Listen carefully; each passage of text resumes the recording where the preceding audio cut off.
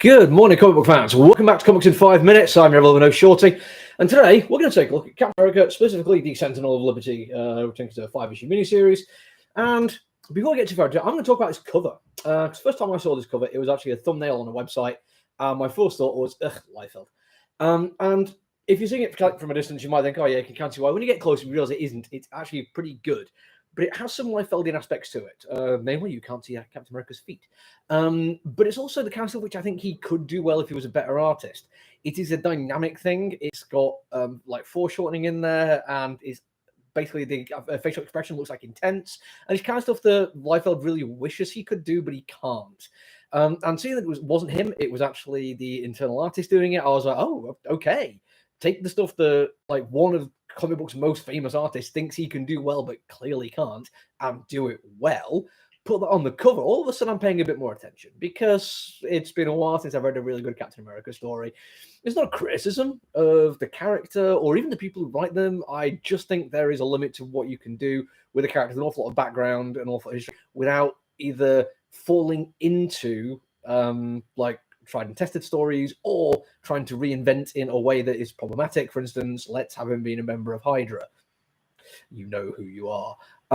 This one, it very much avoids that expertly. In fact, it very quickly within the second or third page has him basically saying Nazis are terrible, and people like, yeah, he's only happy when he's punching Nazis.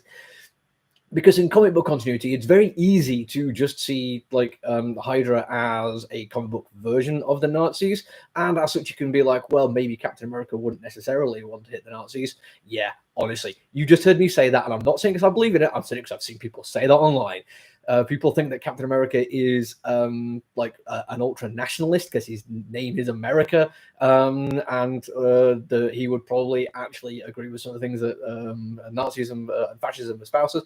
And it's terrible that people think that way, but sometimes people writing Captain America give them reason to think that. And in this comic book, you literally have somebody in it refer to Captain America as a neo-fascist, which did get me thinking. It was like, well, okay, what kind of comic book are we going to be dealing with here? Are we talking about where we're going to have a comic book almost right-wing variant of a leftist attacking Captain America because he sees him as this spirit of hyper-nationalism, the hyper-white nationalism, in fact? Or are we going to see somebody who's been misled into thinking this way? Is this going to be part of some grand conspiracy? Yes, it is part of a grand conspiracy. Of course it is. And it's actually quite well done, the grand conspiracy. Then figuring out is an interesting little thing. You get this idea of a whole bunch of other kind of older generation people who Captain America has known since they were young, and they solved this thing from a radio station signal. It's really interesting how they put it all together. It shows different aspects of working together, and then it's him and Bucky, who's totally not Winter Soldier anymore, going off to try and figure out what's happening and stop it. And then we get introduced some background for Captain America of the person who used to.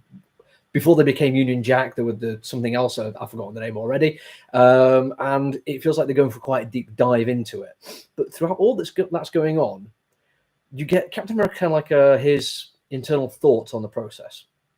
And what's interesting is he still definitely goes along with the slightly more modern take on America being more than just white nationalism, the idea of the American dream being something which includes everybody.